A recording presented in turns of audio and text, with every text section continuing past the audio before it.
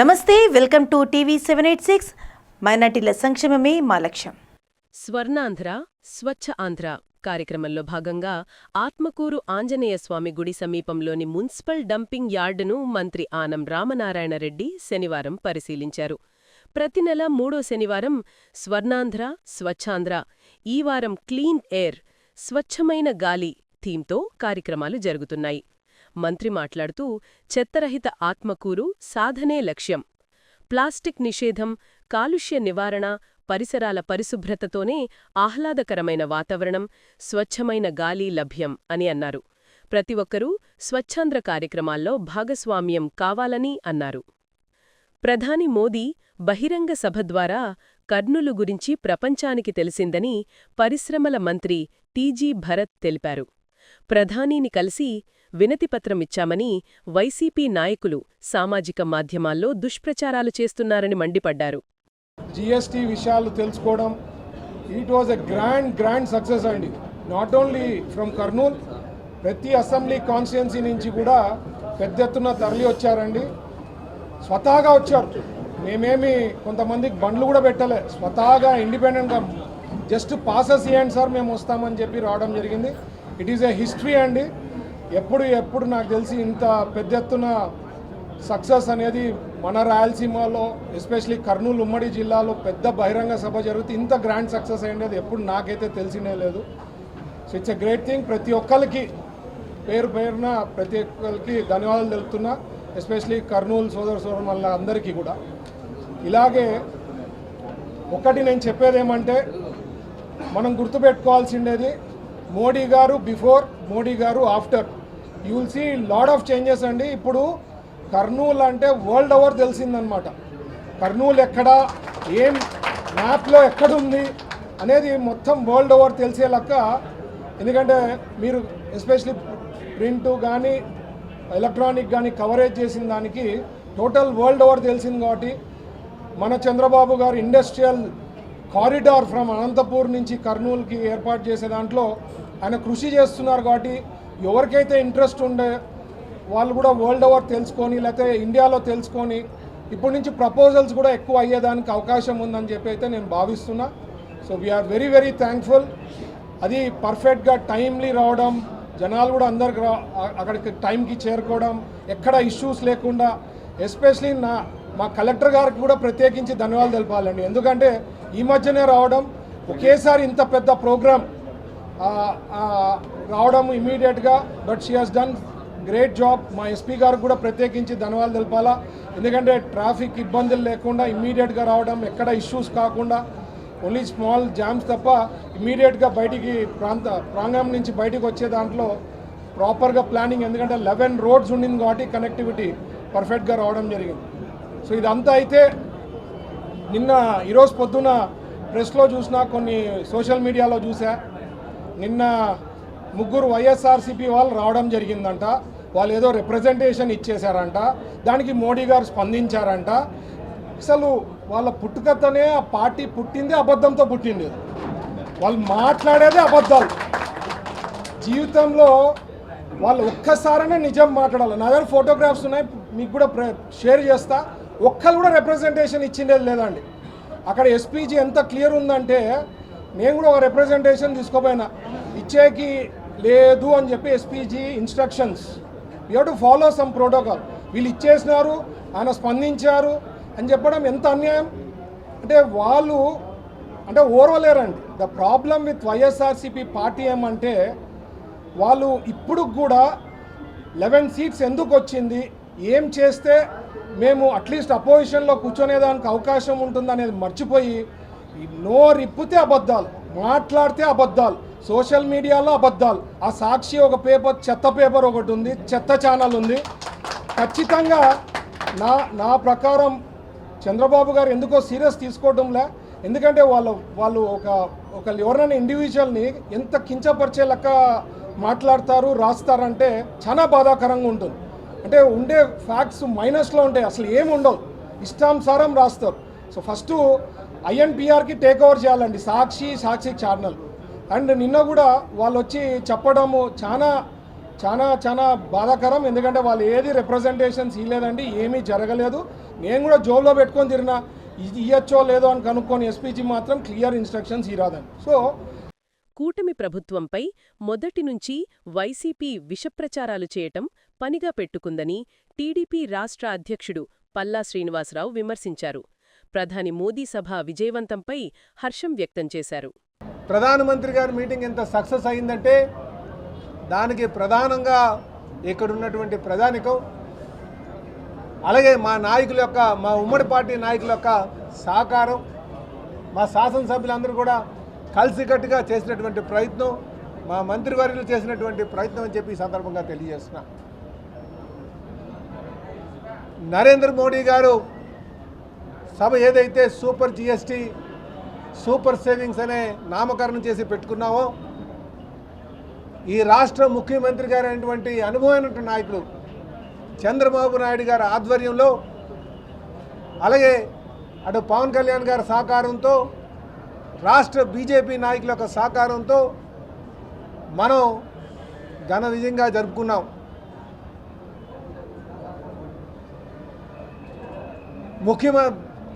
ఈ సభ జరిగినప్పుడు మోడీ గారు ఏదైతే అభివృద్ధికి శంఖారావం పూరించారో, ప్రజల్లో ఒక నూతన ఉత్తేజం, అంటే కేవలం మాటలు కాదు, ఇక్కడ వాస్తవికంగా పనులు జరుగుతాయని ఒక నమ్మకం, ఈ రాష్ట్ర వ్యాప్తంగా కూడా ఒక పాజిటివ్ వైబ్స్ అన్నీ కూడా నడుస్తున్నాయి. ఈ ప్రాంతంలో మన కొప్పర్తిలో సుమారు 13,429 కోట్లకి శంకుస్థాపన చేసుకున్నాం. అలాగే ఇక్కడ డ్రోన్ హబ్ కాబోతుందని చెప్పేసి స్వయంగా మన దేశ ప్రధాని మంత్రి అయినటువంటి నరేంద్ర మోడీ గారు అనౌన్స్ చేశారు. ఇప్పుడే మంత్రి గారు చెప్పారు, 10,000 కోట్లు పెట్టుబడులు ఇప్పటికే మనకి రాబోతున్నాయని చెప్పేసి, ఇంకనూ భవిష్యత్తులో రాబోతున్నాయనే ఆలోచన, ఆశ మా అందరికీ ఉందని చెప్పి తెలియజేస్తున్నాను. ఈరోజు మీరు ఎక్కడికి వెళ్ళినా సరే, ఆంధ్రప్రదేశ్ నూతనంగా ప్రారంభించినటువంటి ఆంధ్రప్రదేశ్ బాగా అభివృద్ధి చెందబోతుంది, అన్ని రంగాల్లో కూడా చెందబోతుంది. ఇది స్వర్ణాంధ్రప్రదేశ్ త్వరలోనే సాధించుకోబోతున్నాం, విజన్ 2047 సాధించుకోబోతున్నాం అనే నమ్మకం ప్రజల్లో ఉందని చెప్పి ఈ సందర్భంగా తెలియజేస్తున్నాం. అందుకే మేము మహానడికి ఉమ్మడి కడప జిల్లాలో పెడితే ప్రజలు చాలామంది వచ్చారు. సూపర్ సిక్స్ సూపర్ సక్సెస్ అని మేము పెట్టుకుంటే ఆ ఉమ్మడి అనంతపురంలో ప్రజలు ఆదరించారు. ఈరోజు ఇంకా చాలా ఆనందంగా ప్రజలు వచ్చి దానికి నీరాజనం పెట్టారు. కనుక డబుల్ ఇంజనీర్ సర్కార్ అంటే కేవలం మాటలు కాదు, ఇది చేతలు ఉన్నటువంటి ప్రభుత్వం అని చెప్పేసి ప్రజలందరూ కూడా భావిస్తున్నారని చెప్పి సందర్భంగా తెలియజేస్తున్నాం. కర్నూలు జిల్లాలోని కృష్ణగిరి మండలం చిట్యాల గ్రామంలో ఉద్రిక్తత చోటుచేసుకుంది. మాజీ ఎమ్మెల్యే కంగాటి శ్రీదేవి వాహనంపై టీడీపీ శ్రేణులు దాడికి పాల్పడ్డారు. చంద్రబాబు ప్రభుత్వం మెడికల్ కాలేజీల ప్రైవేటీకరణకు వ్యతిరేకంగా వైసీపీ చేపట్టిన కోటి సంతకాల సేకరణకు వెళుతుండగా టీడీపీ శ్రేణులు కర్రలు, రాళ్లతో దాడికి పాల్పడ్డారు. ఈ దాడిలో వైసీపీ ఎంపీపీ వాహనం ధ్వంసమైంది. మహిళా నాయకురాలు అని చూడకుండా దాడికి పాల్పడ్డారని మాజీ ఎమ్మెల్యే ఆవేదన వ్యక్తం చేశారు. తిరుమల శ్రీవారిని నటుడు నారా రోహిత్ కుటుంబ సభ్యులతో కలిసి దర్శించుకున్నారు. మొదటగా వైకుంఠం క్యూ కాంప్లెక్స్ నుంచి ఆలయంలోకి ప్రవేశించాక ఆలయ అధికారులు ప్రత్యేక దర్శనం కల్పించారు. దర్శనమనంతరం రంగనాయక మండపంలో వేద అర్చకులు వేద ఆశీర్వచనం చేసి పట్టువస్త్రంతో సత్కరించి తీర్థప్రసాదాలు అందించారు. మన్యం జిల్లా కురుపాం నియోజకవర్గంలో ఇటీవల మరణించిన విద్యార్థుల కుటుంబాలను పరామర్శించి వారికి పార్టీ ప్రకటించిన 5 లక్షల ఆర్థిక సహాయాన్ని శాసనమండలి ప్రతిపక్ష నేత బోత్స సత్యనారాయణ అందజేశారు. అనంతరం జిల్లా ఆసుపత్రిలో చికిత్స పొందుతున్న విద్యార్థులను పరామర్శించి వైద్యులను వారి ఆరోగ్య పరిస్థితి గురించి అడిగి తెలుసుకున్నారు. ఈ కార్యక్రమంలో ఉమ్మడి జిల్లా జెడ్పీ చైర్మన్ మజ్జి శ్రీనివాసరావుతో పాటు పలువురు మాజీ మంత్రులు, ఎమ్మెల్యేలు పాల్గొన్నారు. సాలూరులో హాస్టల్ విద్యార్థులు అనారోగ్యానికి గురైన ఘటనపై గిరిజన సంక్షేమ మహిళా శిశు అభివృద్ధి శాఖ మంత్రి గుమ్మిడి సంధ్యారాణి సాలూరు ప్రభుత్వ కమ్యూనిటీ హెల్త్ సెంటర్ను సందర్శించారు. మొత్తం 21 మంది విద్యార్థులను ప్రత్యక్షంగా పరామర్శించి వైద్యుల వద్ద వివరాలు తెలుసుకున్నారు. జాండీస్, మలేరియా లక్షణాలతో కొందరు విద్యార్థులు చికిత్స పొందుతున్నారని, ఎవరికీ తీవ్రమైన అనారోగ్యం లేదని వైద్యులు తెలిపారు. విద్యార్థులు పూర్తిగా కోలుకునే వరకు మెరుగైన వైద్యం అందించాలని మంత్రి ఆదేశించారు. ఏపీలో ఉగ్రవాదుల సానుభూతిపరులు అరెస్ట్. దుండగుల నుంచి సింగిల్ బ్యారెల్ రైఫిల్ 10 బుల్లెట్లు స్వాధీనం. ఉత్తరప్రదేశ్ రాష్ట్రానికి చెందిన సజ్జాద్ హుస్సేన్, మహారాష్ట్రకు చెందిన తౌఫీక్ అలాం షేక్ అరెస్ట్. జైష్-ఏ-మొహమ్మద్ ఉగ్రవాద సంస్థతో నిందితులకు సంబంధాలు ఉన్నట్లు గుర్తింపు. ఇటీవల ధర్మవరంలో పట్టుబడ్డ నూర్ మహమ్మద్ ఇచ్చిన సమాచారం ఆధారంగా నిందితులను పట్టుకున్న పోలీసులు. మీడియాకు వివరాలు వెల్లడించిన శ్రీ సత్యసాయి జిల్లా ఎస్పీ సతీష్ కుమార్. 16/8/2025 అంటే ఆగస్ట్ 16th మనం based on Andhra Pradesh intelligence police officers intelligence input మేరకు మనకు ఆపరేషన్ చేయడం జరిగింది. ఆ ఆపరేషన్లో కొట్వాల్ నూర్ అహ్మద్ మొహమ్మద్ అని చెప్పేసి ఒక అక్యూజ్ని అరెస్ట్ చేయడం జరిగింది. దేన్ని బేస్ చేసుకుని అరెస్ట్ చేశామంటే జైసీ మొహమ్మద్ అనే ఇంపార్టెంట్ పాకిస్తాన్ ISI గ్రూప్తో పాటు వాళ్ళు టచ్లో ఉన్న బేస్డ్ ఆన్ ఎవిడెన్స్ మేరకు ఆ వ్యక్తిని 16/8/2025 మనం అరెస్ట్ చేసి 170/25 అనే కేసుని మనం ధర్మవరం 1 టౌన్ పోలీస్ స్టేషన్లో రిజిస్టర్ చేయడం జరిగింది. బేస్డ్ ఆన్ ద ఇన్వెస్టిగేషన్ ఇంకా ఇద్దరు వీరితో పాటు కాంటాక్ట్లో ఉంటూ పాకిస్తాన్ ISI బేస్డ్ జైసీ మొహమ్మద్ ఆర్గనైజేషన్తో పాటు టచ్లో ఉన్నట్టు మనకి ఇన్పుట్ రావడం, వాళ్ళు సజ్జద్ హుసైన్ A2 అక్యూజ్ 2గా యాడ్ చేయడం జరిగింది. ఈ వ్యక్తి ఉత్తరప్రదేశ్ చెందిన వ్యక్తి. మూడవది మనకి తఫీక్ అలాం షేక్. సో ఈ వ్యక్తి మెలగోవన్ మహారాష్ట్రకు చెందిన వ్యక్తి. వీళ్ళు ముగ్గురు కూడా మన Pakistan based ISI terrorist group banned organization Jaish మొహమ్మద్తో పాటు టచ్లో ఉండడం అనేది మనకి ఐడెంటిఫై చేశాము. దాంట్లో ఈ A2, A3 ఇద్దరిని కూడా SDPO ధర్మవరం టీంతో పాటు మనం ఉత్తరప్రదేశ్కి ఒక టీము, తర్వాత మహారాష్ట్రకు ఒక టీం పంపించడం జరిగింది. ఈ 2 టీం కూడా ఇద్దరిని కూడా సక్సెస్ఫుల్గా పికప్ చేయడం జరిగింది. దీంట్లో సజ్జద్ హుసైన్ అనే వ్యక్తి దగ్గర ఈ సింగిల్ లాంగ్ బ్యారెల్ గన్ని కూడా మనము సీజ్ చేయడం జరిగింది. ఈ పర్టికులర్ గన్ కూడా జిహాద్ బేస్ చేసుకుని వాడడానికైనా ఎవిడెన్స్గా మనకు దొరకడం జరిగింది. దాంతోపాటు అమ్యునిషన్స్ కూడా సీజ్ చేశాము. వీళ్ళ దగ్గర నుంచి మొబైల్స్ కూడా సీజ్ చేయడం జరిగింది. ఈ మొబైల్స్లో ఈ సజ్జద్ హుసైన్ అనే వ్యక్తి పాకిస్తాన్లో ఉన్న టెర్రరిస్ట్ ఆర్గనైజేషన్తో పాటు వీడియో కాల్ మాట్లాడేందుకైనా ఎవిడెన్స్ కూడా మనకి దొరికింది. సో వాళ్ళని ఇతరుని అక్కడ ప్రాపర్గా ట్రాన్సిట్ రిమాండ్లో ఇక్కడ మన కోర్టు దగ్గర ప్రొడ్యూస్ చేయడం అనేది జరుగుతాయి ఈ ప్రెస్ మీట్ తర్వాత. దీంట్లో ఏంటంటే మనకి ఈ పాపులర్ ఫ్రంట్ ఆఫ్ ఇండియా అంటే PFI అంటారు, అదొక బ్యాండ్ ఆర్గనైజేషన్. ఆ బ్యాండ్ ఆర్గనైజేషన్లో మనకేంటంటే ఉన్న మెంబర్స్ అందరూ కూడా ఎప్పుడు ఆర్గనైజేషన్ని బ్యాన్ చేశారో, ఎప్పుడు మన మానిటరింగ్ దానిపైన ఎక్కువ అయిందో, ఈ రాడికలైజేషన్ చేస్తున్నారని ఇన్ఫర్మేషన్ మనకు వచ్చిందో, అప్పుడు ఈ పాపులర్ ఫ్రంట్ ఆఫ్ ఇండియా అనే ఆర్గనైజేషన్ని బ్యాన్ చేయడం జరిగింది. తర్వాత వీళ్ళు ఈ SDPI social democratic party of India ఇలాంటి కొన్ని అదర్ వేరియస్ ఆర్గనైజేషన్స్లో వెళ్ళి అక్కడ ఉంటూ ఈ రాడికలైజేషన్ని వాళ్ళు కంటిన్యూ చేస్తున్నట్టు మనకు ఇన్ఫర్మేషన్ ఉంది. సో దానిపైన మన Andhra Pradesh police along with intelligence డిపార్ట్మెంట్తో పాటు మన క్లోజ్ మానిటరింగ్ అనేది చేస్తున్నాము.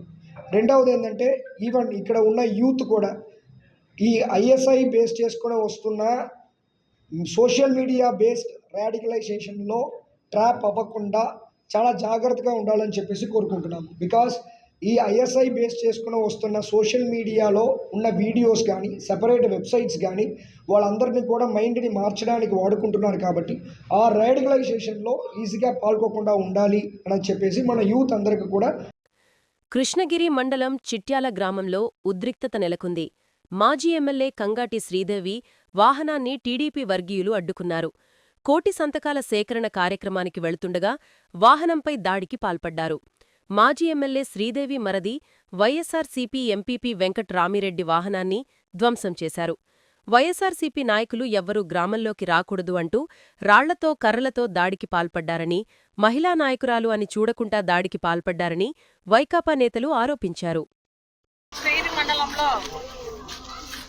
కోయిలకొండ చూసుకొని చిట్యాల గ్రామానికి వెళ్తుంటే మధ్యలో టీడీపీ నాయకులు ఊర్లలోకి రాకూడదని చెప్పేసి కర్రలతో ఈరోజు దాడి చేయడం, ఒక మహిళా శాసనసభ్యురాలు ఒక మహిళను చూడకుండా కూడా కర్రలతో అడ్డుకొని ఈరోజు మా మరిది ఏపీపీ గారి బండిని కూడా ధ్వంసం చేసిన పరిస్థితులు.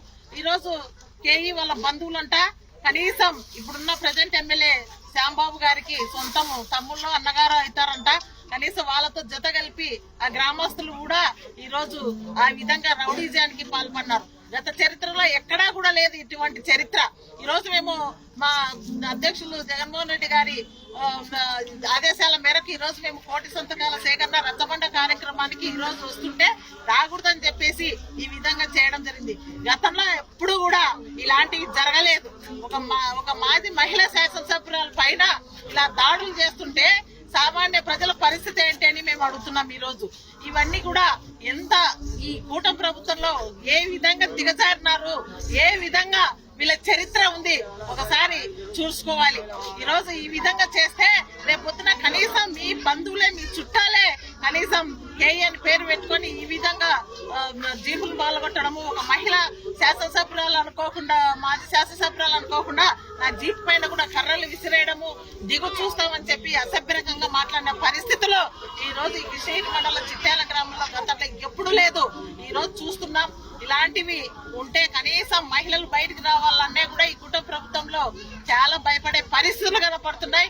ఈ రోజు చాలా దారుణమైన సమస్య. కానీ ఇలాంటి దుర్మార్గులకు దయచేసి చెప్తున్నాను, పోలీస్ అధికారులకు కూడా వీళ్ళపైన చాలా కఠినమైన చర్యలు తీసుకోవాలని చెప్పేసి పోలీస్ అధికారులు. విశాఖ స్టీల్ ప్లాంటు ప్రైవేటీకరణను అడ్డుకున్నామని జగన్ చెప్పటం విడ్డూరంగా ఉందని మంత్రి సత్యకుమార్ ఎద్దేవా చేశారు. పీపీపీ విధానంలో వైద్య కళాశాల నిర్మాణాన్ని తప్పుపట్టడం సరికాదన్నారు. గుంటూరు జిల్లా చినకాకానిలో బీజేపీ రాష్ట్ర అధ్యక్షుడు మాధవ్ సారథ్యంలో నిర్వహించిన మీడియా ప్యానలిస్టుల సమావేశంలో సత్యకుమార్ పాల్గొన్నారు. వైసీపీ ప్రభుత్వ దుష్ప్రచారాలను ఎప్పటికప్పుడు తిప్పికొట్టి వాస్తవాలను ప్రజలకు వివరించేలా ప్యానలిస్టులు సిద్ధంగా ఉండాలని ఉద్బోధించారు. మేరకు మౌలిక సదుపాయాల కల్పన జరిగిందో, ఏ మేరకు ఎక్విప్మెంట్ తీసుకురావడం జరిగిందో, ఏ మేరకు బోధనా సిబ్బంది ఉందో దాని ప్రకారమే ఎన్ని సీట్లు ఇవ్వాలనే విషయాన్ని ఎన్ఎంసీ నిర్ధారిస్తుందని చెప్పి అది రివైజ్ గైడ్ లైన్స్ వచ్చాయి. దానికి ముందు 23 ముందు వాళ్ళు మొదలుపెట్టిన ఈ కళాశాలలో అందుకనే అరకొర వసతులతోనే కళాశాలను ప్రారంభించగలిగారు. దాని తర్వాత ఆ పరిస్థితులు మారిపోయాయి. ఎన్ఎంసీ మనం వచ్చిన కొత్తల్లో పులివెందుల అంటుంటారు, పులివెందుల కాలేజీ వద్దని ఎవరు రాయలే. మనం వచ్చినాం. ప్రభుత్వంలో అధికారంలోకి వస్తూనే national medical council commission inspection జరిగింది. ఆ ఇన్స్పెక్షన్ లో వాళ్ళు చాలా స్పష్టంగా చెప్పారు, ఈ డెఫిషియన్సీస్ ఉన్నాయి. ఇది ఇన్ఫ్రాస్ట్రక్చర్ డెఫిషియన్సీ మిగతా 3 కళాశాలలో, అది మార్కాపురము, ఆదోని, మదనపల్లి, 3 ఇన్ఫ్రాస్ట్రక్చర్ డెఫిషియన్సీస్ ఉన్నాయి, ఇక్కడ మొదలు పెట్టడం సాధ్యం కాదు స్పష్టంగా చెప్పేసింది. పులివెందులలో మరి మౌలిక సదుపాయాల కల్పన జరిగింది కదా, దాదాపు 77% భవనాల నిర్మాణం జరిగింది కదా. అయినా వాళ్ళు చెప్పారు దీనిలో భవన నిర్మాణం జరిగింది కానీ అమ్మాయిలు ఉండడానికి హాస్టల్ వసతి లేదు, అబ్బాయిలు ఉండడానికి హాస్టల్ వసతి లేదు. ఇది అన్నిటికన్నా ప్రధానంగా 48% బోధనా సిబ్బంది డెఫిషియన్సీ ఉంది. దాని కారణంగా నిన్ను ఇవ్వలేము. కానీ మీరు ఒక నెల రోజుల లోపల ఏమన్నా వీటిని అన్ని పూర్తి చేయగలరా, భవనాలు పూర్తి చేయగలరా, లేదా కావలసిన బోధనా సిబ్బందిని నియమించుకోగలరా, అండర్టేకింగ్ ఇవ్వగలరా అంటే ఒక నెల రోజుల్లో 4 సంవత్సరాలు వాళ్ళు చేయని పనిని మన దగ్గర అల్లావుద్దీన్ అద్భుతం లేదు, చేయలేము, అవకాశం లేదు, కొద్ది సమయం కావాలన్నా అయితే ఇవ్వలేని సంవత్సరానికి అనుమతి నిరాకరించేశారు. పాడేరు ఆ సంవత్సరం ఎందుకు ఇచ్చారంటే సెంట్రల్ స్పాన్సర్ స్కీమ్ కింద ఈ 3 కళాశాలలు నేను చెప్పిన పాడేరు, మచిలీపట్నం, ఇప్పుడు పిడుగురాళ్ళ, వీటి మీదే మౌలిక సదుపాయాల కల్పన మీద ఎక్కువ ఖర్చు పెట్టడం జరిగింది. ఎందుకంటే వీటికి 3 కూడా కేంద్ర ప్రభుత్వం గ్రాంట్ రూపంలో నిధులు ఇచ్చింది కాబట్టి వీటిని పూర్తి చేశారు. మిగతా కాలాలను పూర్తిగా విస్మరించేశారు. ఈ నేపథ్యంలో వీటిని పూర్తి చేయాలంటే మనం పీపీపీ మోడ్లోకి వెళ్లాల్సిన పరిస్థితి. మనం ఒక్కటే కాదు, అనేక రాష్ట్రాల్లో, గుజరాత్లో, యూపీలో, జార్ఖండ్లో, ఒడిశాలో ఈ పీపీపీ మోడల్లోనే నిర్మాణాలు జరుగుతున్నాయి.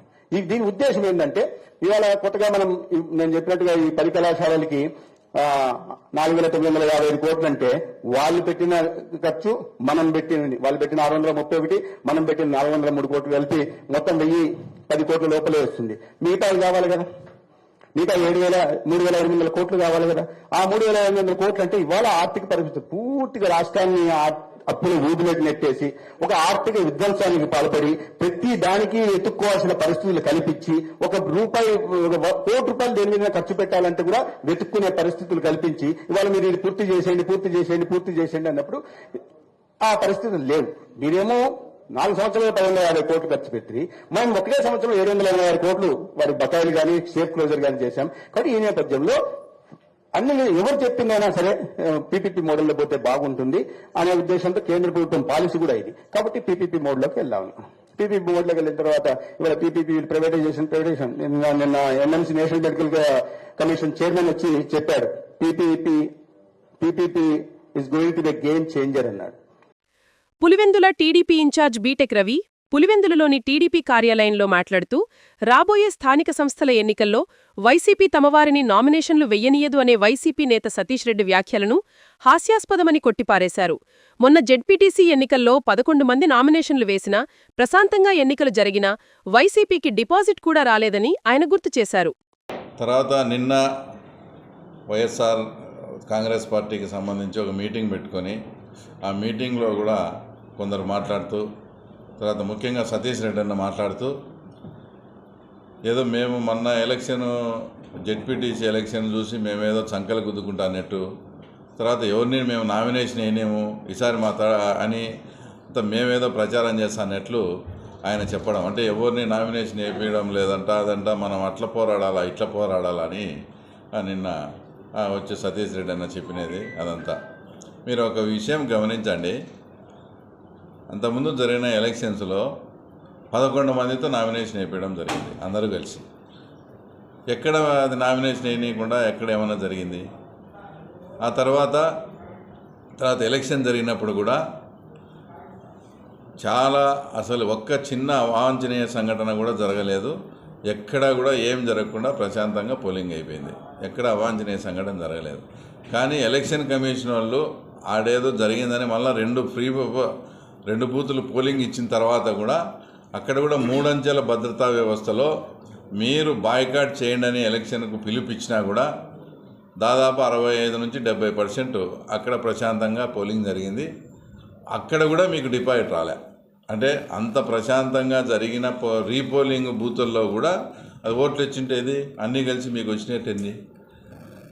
కాబట్టి ఇప్పటి నుంచే మీరు అంటే మీరు ఎటు ఓడిపోతాం మేము అని ఇప్పటి నుంచే ఒక గ్రౌండ్, అంటే వాళ్ళ నామినేషన్ ఏనిరంట వాళ్ళు ఏనిరంట అని చెప్పుకుంటూ ఆ తర్వాత ఇప్పటి నుంచే కూడా మీరు గ్రౌండ్ ప్రిపేర్ చేసుకుంటా ఆ తర్వాత ఉండాలి. దానికి అసలు మేము ప్రజాస్వామ్య పద్ధతిలో మొన్న నామినేషన్లు వేశారు, ఎలక్షన్ జరిగింది, తర్వాత అంతా కూడా జరిగింది. తర్వాత ఆయన ఇంకా మాట్లాడుతూ జెడ్పీటీసీ రిజల్ట్ చూసి ఆయనకు నిద్ర రాలంట, 3 రోజులు నాకు నిద్ర రాలేదని చెప్తా ఉన్నాడు. జూబ్లీహిల్స్ ఉప ఎన్నికలో కాంగ్రెస్ అభ్యర్థి నవీన్ యాదవ్ 50,000 మెజారిటీతో గెలవడం ఖాయమని పీసీసీ ఉపాధ్యక్షుడు కూకట్పల్లి కాంగ్రెస్ పార్టీ ఇన్ఛార్జ్ బండి రమేష్ పేర్కొన్నారు. పార్టీ విజయానికి రేపటి నుంచి జూబ్లీహిల్స్ నియోజకవర్గంలో ఇంటింటికి తిరిగి ఓట్లను అభ్యర్థించనున్నట్లు ఆయన ప్రకటించారు. ఎన్నికల సందర్భంగా కాంగ్రెస్ ఇచ్చిన 6 గ్యారంటీలను 100% అమలు చేసి తీరుతామని ఆయన అన్నారు.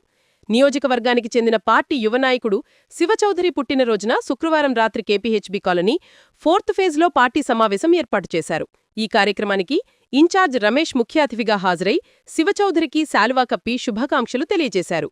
ఈ సందర్భంగా ఆయన మాట్లాడుతూ టీఆర్ఎస్ ప్రభుత్వం వ్యవస్థలను ధ్వంసం చేసి అభివృద్ధి అన్నది లేకుండా చేశారని ధ్వజమెత్తారు. ఈ సమావేశంలో బీఆర్ఎస్ పార్టీకి చెందిన సుమారు 200 మంది కార్యకర్తలు కాంగ్రెస్ తీర్థం పుచ్చుకున్నారు. వీరందరికీ రమేష్ కండువా కప్పి కాంగ్రెస్ పార్టీలోకి ఆహ్వానించారు. బీసీ రిజర్వేషన్కు తాము కట్టుబడి ఉన్నారన్నారు. బీసీ బంద్కు తమ మద్దతు ఉంటుందని తెలిపారు. తమ్ముడు నవీన్ యాదవ్కి చక్కటి చదువుకున్నటువంటి యువకుడు నవీన్ యాదవ్కి ఒక బీసీ సోదరుడికి మనం అక్కడ సీట్ ఇవ్వడం జరిగింది. ఇవాళ ర్యాలీ నిర్వహిస్తే పెద్ద ఎత్తున కానీ విని ఎరగని రీతిలో మరి ప్రజలు బ్రహ్మరథం పట్టడం కూడా మనం చూశాం. ఇవన్నీ ఒక శుభ సంకేతాలుగా పరిగణిస్తూ జూబ్లీస్ ఎలక్షన్స్ లో దగ్గర 50,000 పైచిలకు మెజారిటీతో మేము గెలవబోతా ఉన్నామని చెప్పి సందర్భంగా తెలియజేస్తా ఉన్నా. రేపటి నుంచి మేమందరం కూడా ఇల్లు తిరిగి జూబ్లీస్ నియోజకవర్గంలో ప్రతి ఒక్కరిని కలిసి ఓటు అభ్యర్థించడమే కాకుండా గడిచిన 22 నెలల్లో మన రేవంత్ రెడ్డి గారి ఆధ్వర్యంలో కాంగ్రెస్ పార్టీ సాధించినటువంటి విజయాలన్నింటినీ కూడా ప్రజల ముందుకు తీసుకెళ్తామని చెప్పి కూడా ఈ సందర్భంగా తెలియజేస్తా ఉన్నా. అంతేకాదు కాంగ్రెస్ పార్టీ ఎలక్షన్ల ముందు ఇచ్చినటువంటి ఏవైతే 6 గ్యారంటీలు ఉన్నాయో తప్పకుండా 100% 6 గ్యారంటీలు అమలు చేస్తాం. ఆల్మోస్ట్ అన్ని కూడా అమలు అవుతా ఉన్నాయి. ఇంకా 1-2 చేయాల్సి ఉన్నా కూడా గత 10 ఏళ్లు బీఆర్ఎస్ ప్రభుత్వం రాష్ట్రాన్ని అధోగతి పాలు చేసి అప్పుల పాలు చేసి మనకు అప్పు చెబితే మరి ఒక పక్క అప్పులన్నిటి కూడా సరి చేసుకుంటూ అప్పులు కట్టుకుంటూ తెలంగాణ రాష్ట్రాన్ని ప్రగతి పదంలో తీసుకెళ్తున్నటువంటి ఘనత రేవంత్ రెడ్డి గారు అని చెప్పి ఈ సందర్భంగా మీ అందరికీ తెలియజేస్తా ఉన్నా. న్యూ ఆర్టీసీ కాలనీలో స్థానిక ఎమ్మెల్యే గద్దె రామమోహన్ రావుతో కలిసి స్వర్ణాంధ్ర స్వచ్ఛ ఆంధ్ర కార్యక్రమంలో మంత్రి నారాయణ పాల్గొన్నారు. స్వర్ణాంధ్ర స్వచ్ఛ ఆంధ్ర కార్యక్రమంలో భాగంగా ప్రజల చేత ప్రతిజ్ఞ చేయించారు. సూపర్ జీఎస్టీ, సూపర్ సేవింగ్స్ అవగాహన ర్యాలీని ప్రారంభించారు. మంత్రి మాట్లాడుతూ స్వచ్ఛాంధ్ర సాధన కోసం ప్రతి నెలా తప్పకుండా ఈ కార్యక్రమం నిర్వహిస్తున్నాం. ఒక్కో నెల ఒక్కొక్క థీమ్తో స్వచ్ఛాంధ్ర కొరకు ప్రజల్లో అవగాహన కల్పిస్తున్నాం. గాలి కాలుష్యం వల్ల ప్రతి ఏటా ప్రపంచంలో 70 లక్షల మంది చనిపోతున్నారు. శ్వాసకోశ వ్యాధులు, గుండె సంబంధిత రోగాలతో ప్రజలు అనారోగ్యానికి గురవుతున్నారని అన్నారు. గాలి కాలుష్యం తగ్గింపునకు ప్రతి ఒక్కరూ భాగస్వామ్యం కావాలి. ప్రజా రవాణాను ప్రోత్సహించాలి. చెట్లను నాటడంతో పాటు సోలార్ విద్యుత్కు ప్రాధాన్యత ఇవ్వాలి. సూపర్ జీఎస్టీలో సోలార్ విద్యుత్పై జీఎస్టీ భారీగా తగ్గించారు. సూపర్ జీఎస్టీ వల్ల రాష్ట్రానికి 8,000 కోట్లు నష్టం జరుగుతున్నా ప్రజల కోసమే ఈ నిర్ణయం తీసుకున్నారు. గత ప్రభుత్వం కేంద్ర నిధులకు రాష్ట్రవాటా ఇవ్వకపోవడంతో అభివృద్ధి పనులు మధ్యలోనే నిలిచిపోయాయి. కూటమి ప్రభుత్వం మున్సిపాలిటీల్లో డ్రింకింగ్ వాటర్, పారిశుద్ధ్యం, డ్రైనేజీలు, రోడ్లకు అధిక ప్రాధాన్యమిస్తోంది. రాబోయే 2 ఏళ్లలో రాష్ట్రంలోని మున్సిపాలిటీల్లో ఇంటింటికి కుళాయి ద్వారా మంచినీరు అందిస్తామని అన్నారు. ఆంధ్ర కార్యక్రమంలో ఈ యొక్క 13వ డివిజన్లో ఈరోజు ఈ కార్యక్రమాన్ని గౌరవనీయ శాసనసభ్యులు గద్దె రామ్మోహన్ రావు గారు, కార్పొరేట్ గారు మరియు వారి యొక్క ప్రజాప్రతినిధులు, అధికారులందరూ ప్రారంభించారు. ముఖ్యమంత్రి గారు 2014-19లోనే ఈ స్వచ్ఛాంధ్ర కార్యక్రమాన్ని తీసుకొచ్చారు. భారత ప్రధాని స్వచ్ఛ భారత్ను తీసుకొస్తే ఆ స్వచ్ఛ భారత్కు అనుగుణంగా ఏ ప్రిన్సిపల్స్ అయితే ప్రధానమంత్రి గారు పెట్టారో ఆ ప్రిన్సిపల్స్ అనుగుణంగా మన రాష్ట్రంలో స్వచ్ఛాంధ్ర తీసుకొచ్చారు. ఈ స్వచ్ఛాంధ్రలో అనేక కార్యక్రమాలు చేస్తూ అయితే మన రాష్ట్రంలో ప్రతి నెల 3వ శనివారం ప్రజలకు అవేర్నెస్ కలిగించాలని స్వయంగా ముఖ్యమంత్రి గారే ఈ కార్యక్రమంలో గత సంవత్సరం అక్టోబర్ 2వ తేదీ నుంచి పాల్గొంటున్నారు. గత సంవత్సరం అక్టోబర్ 2వ తేదీ ఫస్ట్ మీటింగ్ మచిలీపట్నంలో కండక్ట్ చేశారు. ప్రతి నెల క్రమం తప్పకుండా 3వ శనివారం ఈ కార్యక్రమం జరుగుతుంది. ఒక్కొక్క నెలలో ఒక్కొక్క థీమ్. ఈ నెల అయితే క్లీన్ ఎయిర్ అంటే ప్రతి సంవత్సరం ఈ యొక్క గాలిలో ఏర్పడే అనేక పరిమాణాల వల్ల సుమారుగా 70 నుంచి 80 లక్షల మంది చనిపోతున్నారు ఊపిరితిత్తు వ్యాధులు వచ్చి. అందుకని యాక్చువల్గా ప్రజలకు అవేర్నెస్ కలిగించాలి. నిజమైన స్వచ్ఛాంధ్రాన్ని మనం సాధించాలంటే ప్రజల అవేర్నెస్ కావాలి. డెవలప్డ్ కంట్రీస్ తీసుకుంటే ఈరోజు జపాన్ కావచ్చు, సింగపూర్ కావచ్చు, రష్యా కావచ్చు, అక్కడ ప్రజల అవేర్నెస్ ఎక్కువ. అందువల్ల ప్రజల అవేర్నెస్ కలిగించాలని ముఖ్యమంత్రి గారు స్వయంగా టేకప్ చేశారు. ఆ నేపథ్యంలో ఈ యొక్క నెలలో క్లీన్ ఎయిర్ అంటే కాలుష్యం లేకుండా ఎయిర్ ఉంటే అనేక జబ్బులు తగ్గుతాయి. అది చేయాలంటే మనం చెట్లు పెంచాలి. పరిశ్రమల నుంచి వచ్చే యొక్క ఏదైతే కాలుష్యం ఉందో దాన్ని ప్రాపర్గా ట్రీట్ చేసి బయటికి పంపించాలి. తక్కువ డిస్టెన్స్ ఉంటే సైకిళ్లలో నడిచిపోయేటట్టుగా. అదేవిధంగా గ్రీన్ ఎనర్జీకి ప్రతి ఒక్కరూ ప్రోత్సహించాలి. సోలారు, విండ్ ఎనర్జీ, సిఎన్జి ఇలాంటి అనేక కార్యక్రమాలు మనం ప్రోత్సహిస్తే ఖచ్చితంగా ఈ యొక్క క్లీన్ ఎయిర్ వస్తుంది. అందుకనే రాష్ట్ర ప్రభుత్వం కూడా ఈరోజు సూర్యఘర్, ప్రధానమంత్రి సూర్యఘర్ అనే దాన్ని ఎక్కువగా ప్రోత్సహించి ప్రతి ఇంటి మీద సోలార్ ప్యానెల్స్ పెట్టుకోండి, ఎలక్ట్రిసిటీ ప్రొడ్యూస్ అవుతుంది, దాని ద్వారా మీకు ఖర్చు ఉండదు, ఇంకా కూడా ఆదాయం వస్తుందనే విధంగా చేస్తూ, అదేవిధంగా ఎస్సీ ఎస్టీలకైతే పూర్తిగా సబ్సిడీ ఇచ్చారు, బీసీలకు కూడా ఒక 20,000 సబ్సిడీ ఇచ్చారు. ఈ విధంగా దాన్ని కూడా ప్రోత్సహిస్తారు. సో క్లీన్ ఎయిర్ అనే దాంట్లో ఈ సూర్యఘర్ అనేది కూడా ఒక అతి ముఖ్యమైనది. దాన్ని ప్రతి ఒక్కరూ ప్రోత్సహించాల్సిందిగా నేను రిక్వెస్ట్ చేస్తున్నాను. అయితే ఈ స్వచ్ఛాంధ్ర ఈ కార్యక్రమంలో ప్రజలు జనరల్ గా ఏ మున్సిపాలిటీ అయినా, పంచాయతీ అయినా ఎక్కడైనా కోరుకునేది ఏంటంటే స్వచ్ఛమైన నీరు తాగడానికి ఉండాలని, సాలిడ్ వేస్ట్ ప్రతిరోజు ఇంటి నుంచి వచ్చే చెత్తని నీట్గా బయటికి పంపించాలని. జిల్లా కేంద్రంలోని కంచెరోని చెరువు వద్ద శనివారం ఉదయం కారు అదుపు తప్పి చెట్టును ఢీకొని బోల్తాపడింది. వరంగల్కు చెందిన భక్తులు షిరిడీ యాత్ర ముగించుకుని తిరుగు ప్రయాణమవుతుండగా ఈ ఘటన జరిగింది. కారులో ఎయిర్ బ్యాగ్స్ తెరుచుకోవడంతో 5 ప్రయాణికులు సురక్షితంగా బయటపడ్డారు. స్థానికుల వివరాల ప్రకారం ఈ సంఘటన చోటు చేసుకుంది. సంగారెడ్డి జిల్లా జోగిపేట తహసీల్దార్ కార్యాలయం ఎదుట కొడుకు మృతదేహంతో తల్లి ఆందోళన. గత నెల 30న శివంపేట బ్రిడ్జిపై నుంచి మంజీర నదిలో దూకి ఆత్మహత్య చేసుకున్న లోకేష్ చంద్ర అనే వ్యక్తి 18 రోజుల అనంతరం వెండికోల్ గ్రామ శివారులో లభ్యమైన మృతదేహం.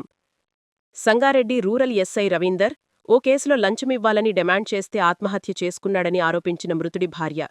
ఇప్పటికే ఎస్ఐని సస్పెండ్ చేసిన సంగారెడ్డి జిల్లా ఎస్పీ ఈ కేసులో మరికొంతమంది ప్రమేయం ఉందని, తన కుమారుడి చావుకు కారణమైన వారిని కఠినంగా శిక్షించాలని డిమాండ్ చేస్తున్న లోకేష్ తల్లి. తాడేపల్లిగూడెంలో మద్యం షాపులపై ప్రొహిబిషన్ అండ్ ఎక్సైజ్ శాఖ అధికారులు తనిఖీలు చేశారు. అధికారులు మాట్లాడుతూ, నకలి మద్యం అమ్మే మద్యం కల్తీ లేదని నిరూపించడానికి విస్తృతంగా తనిఖీలు చేస్తున్నామన్నారు. ఈ తనిఖీల్లో prohibition and excise assistant commissioner Eluru మరియు DPEO Bhimavaram Nagaprabhu, excise CI Swarajyalakshmi, SI Murali తదితరులు పాల్గొన్నారు. అసిస్టెంట్ కమిషనర్ నాగప్రభు కుమార్ మాట్లాడుతూ, మద్యం షాపుల్లో నకిలీ మద్యం అరికట్టడానికి తనిఖీలు చేస్తున్నాం. మద్యం వ్యాపారులు తప్పనిసరిగా ప్రతి బాటిల్ స్కాన్ చేసి విక్రయించాలి. ఎక్సైజ్ సురక్ష యాప్తో నకిలీ మద్యాన్ని పూర్తిగా అరికట్టవచ్చని అన్నారు. ఎటువంటి కల్తీ కానీ లేదా అనుమానాలకి తావులేదు అని నిరూపించడం కోసం, అలాగే కన్జ్యూమర్కి నమ్మకమైనటువంటి మద్యం బాటిల్స్ వారు కోరుకున్నటువంటి బ్రాండ్స్ని ఇవ్వటం కోసం ఒక ఏపీ ఎక్సైజ్ సురక్ష యాప్ అనేటువంటి దాన్ని అందుబాటులో తీసుకొచ్చింది. ఇది చాలా సులభం. మనం గూగుల్ ప్లే స్టోర్లోంచి డౌన్లోడ్ చేసుకోవచ్చు. కస్టమర్ ఎవరైనా సరే కొనుక్కున్నటువంటి బాటిల్ దాని మీద స్కాన్ చేసినట్టయితే దాని క్యాప్ మీద కోడ్ ఉంటుంది. దాన్ని కనుక స్కాన్ చేసినట్టయితే మనకి ఇమ్మీడియట్గా దానికి వివరాలన్నీ కూడా మనకి తెలిసిపోతాయి. అలా మనకి వివరాలు రాలేదు అంటే అది ప్రభుత్వం సప్లై చేసిన మద్యం కాపోవచ్చు. 100% కూడా ప్రభుత్వం సప్లై చేసినటువంటి మద్యం మీద ఎటువంటి అనుమానాలు లేకుండా కన్జ్యూమర్స్ దాని మీద ఎటువంటి ఇది లేకుండా, భయం లేకుండా కన్జ్యూమ్ చేయడానికి, అలాగే కొనుక్కున్నటువంటి మద్యం సరైనది అనేటువంటి నిరూపణ చేసుకోవడం కోసం ఈ యాప్ ఉపయోగపడుతుంది.